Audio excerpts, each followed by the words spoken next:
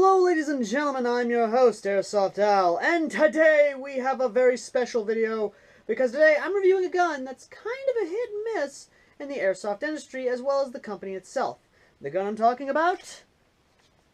The D-Boys SCAR-L. An interesting one. Let's get into it! The D-Boys SCAR-L is based off of the real steel FN SCAR-L, which the D-Boys version does not come with any trade. It's completely tradeless, actually, and is actually a bit all over the place when it comes to things. Now, the actual construction of it is pretty hefty, actually, coming in at about 8 to 7 pounds because of the very heavy aluminum upper. Now, I say aluminum, but in actuality, this is metal. It comes with all metal rails, and the rail itself, and the upper rail actually is numbered for your numbering needs. The lower is polymer, the buttstock is polymer, and the metal bits that are metal are metal. Now, I know what you're saying. You're probably asking about the sights, because these are not the stock sights it comes with. I put these sights on because, honestly, it adds more of a cool sci-fi look to the actual rifle itself. And, honestly, I like the look of the iron sights, because these iron sights actually work a hell of a lot better than the actual iron sights that it did come with.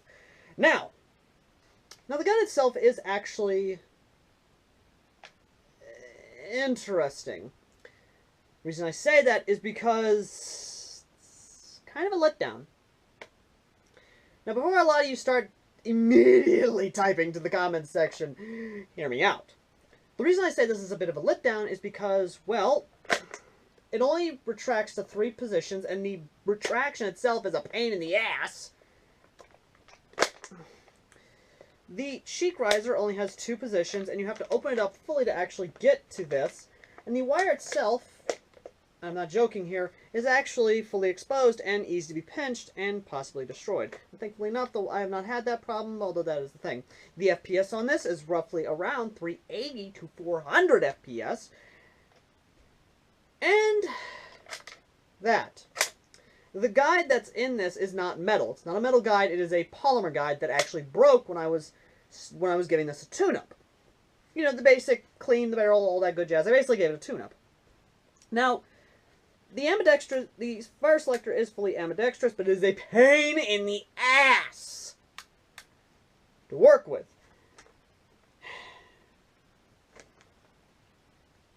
And there are other things I have to talk about. The price tag in particular is another reason why I don't like this, is why I think this is a hit and miss. The price tag on this son of a bitch is actually $200! That's with taxes, of course. Without taxes, it's all over the place on the price tag. It could be anywhere from $175 to $189. Or even, and I'm not even joking on this, $190 for this.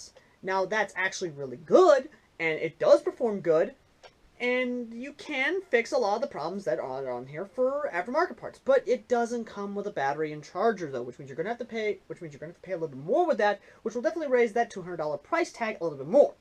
This is definitely not the common man's gun. I can assure you of that. The common man's airsofter will not be able to get this gun. Now, my biggest issue with it has to be a very understandable, it's the hop-up. Now, the hop-up itself is actually a metal hop-up that I actually do like that. I like that as a metal hop-up, and it's not going to break. It's not going to do anything of that nature.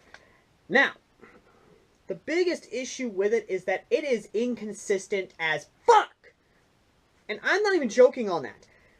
When I took this out for the first time ever, I was getting ranges, and this is me fiddling with the hop-up, mind you, I was getting ranges of between 130 feet to 160 feet.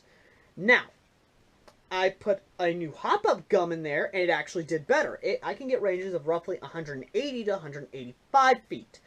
Now, what if it's elevated? I'm talking you're in a high-ass place. You will get ranges of 200 plus feet. But when you're on the ground level and you have gravity at play, your max distance is going to be 195 feet. Now, I could show you that range footage, as I know a lot of you have come to like, but I can't because it is raining outside because of Hurricane Irma. Damn you, Mother Nature. But I can show you combat footage, or at least a snippet of combat footage with this in action. Keep your eyes in that corner. Contact right here!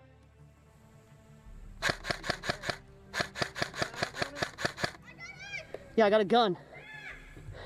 I got a gun barrel over here on my left. Oh, did I get him? Damn, I hit him. Whoa, hello, that was a shotgun.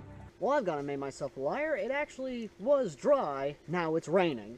But I decided I'm not going to let the rain stop me. So we're going to do the range test along with the combat footage. And if you like this kind of format, let me know in the comment section down below. And yes, I do look like something out of Tom Clancy's The Divisions. Anyway, so we're about 100 or so feet away. The rain is starting to get on the lens a little bit, but that's not too bad. And we're going to be taking some pot shots at my barn. Why? Because I can hit the broadside of a barn. So that's what we're going to do. We're going to see the range of this bad boy. Alright? Alright. Semi-automatic.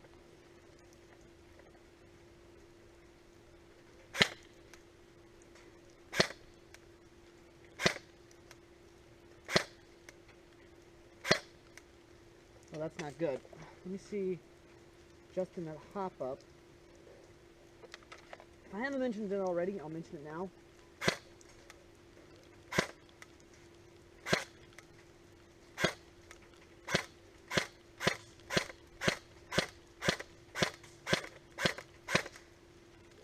Oh, that's not good, guys. It really isn't. Like, I'm not even joking. The hop-up on this is just finicky.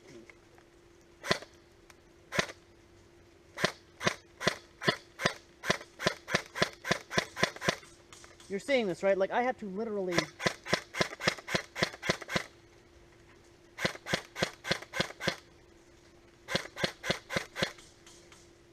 I have to actually physically pull the rifle up just because of how bad the hop-up is. That is just bad. But we're about 100 or so feet away, so that's roughly... So that's not even good. We're going to take this up... We're actually going to take it up to a much higher distance, and we're going to see how that affects the performance. Alright? Alright. Let's get you guys out of the rain. Now here we are on my front porch in elevated position. Now I've opted for my Tosco scope, which is mostly used for air rifles and 22s, but I am going to be aiming at my barn, which I am going to go ahead and just zoom in a little bit. There we go. Let me just go ahead and fire off a test shot.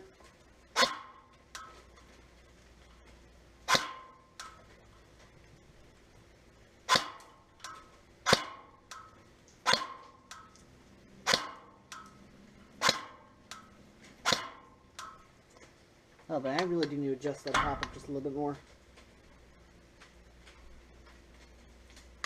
Let me just adjust the hop just a little bit because...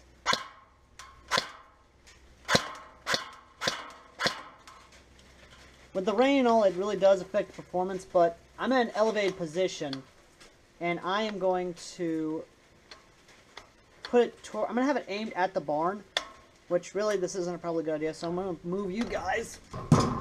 I am going to be shooting at the barn to the best of my ability to try and hit it. Now I'm just trying to hit the broadside of the barn, basically. Alright, guys? Alright, so, here we go. Oh. Take it off.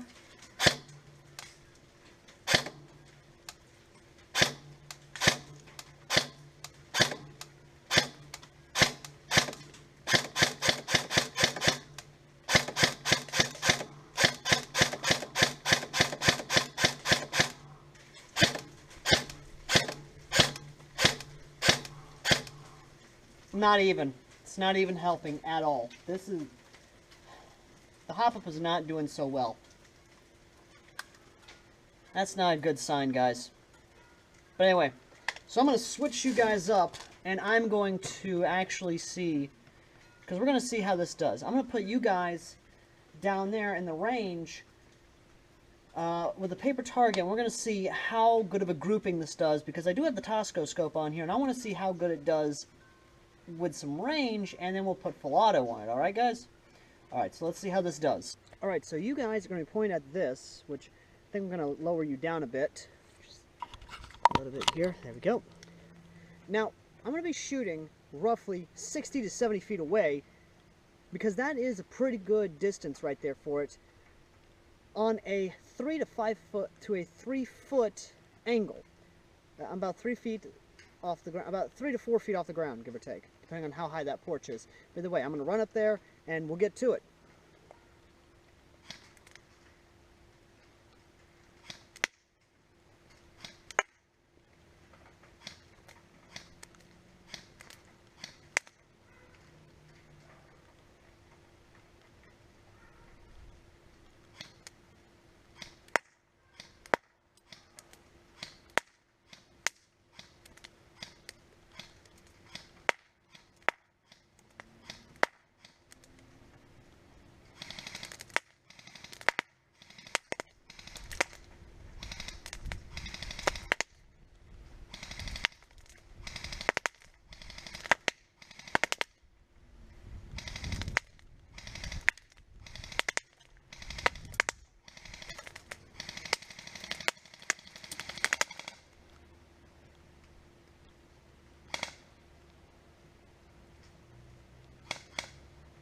Oh boy, okay, so that's bad, because when I was shooting up there, and let me get you guys back a bit.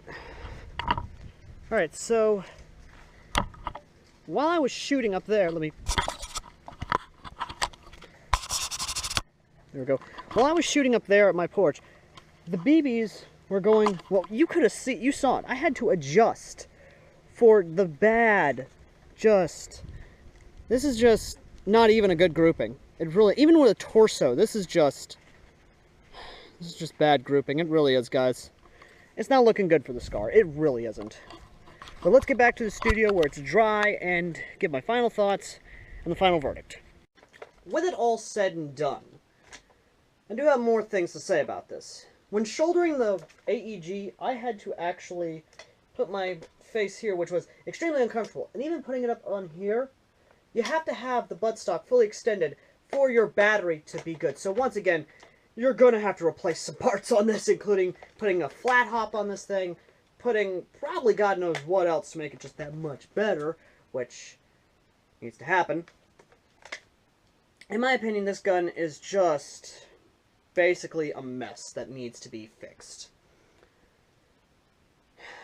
But is there good? Yes, there is some good. This gun is really good for engagements below 100 feet. I mean, this is literally a gun that can be turned into a support weapon. In the most literal sense, you could basically just put a drum mag on this thing and just go on full auto and just lay rounds down range. And honestly, that'd be a good way to use this gun. But at the same time, I know that at the end of it all, D-boys, if you're watching, this really needs work. If you're going to bring these back out, improve them at least. Make them worth the price tag you're asking for.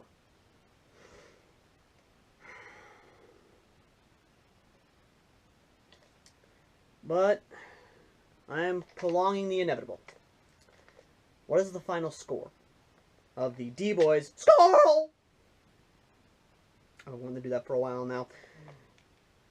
This gets no more, no less than a 7 out of 10.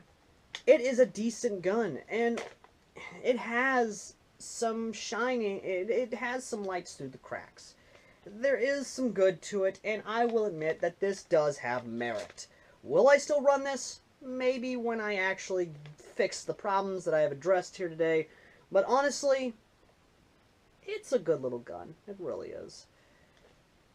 It's got problems, but then again, one gun doesn't.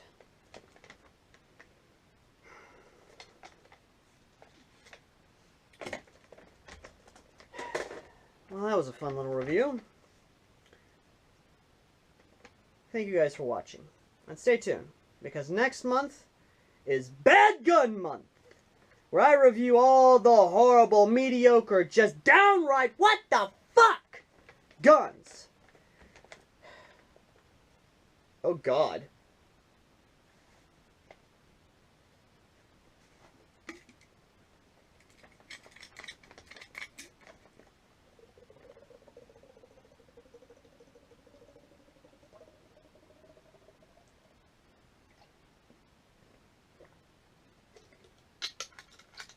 Okay.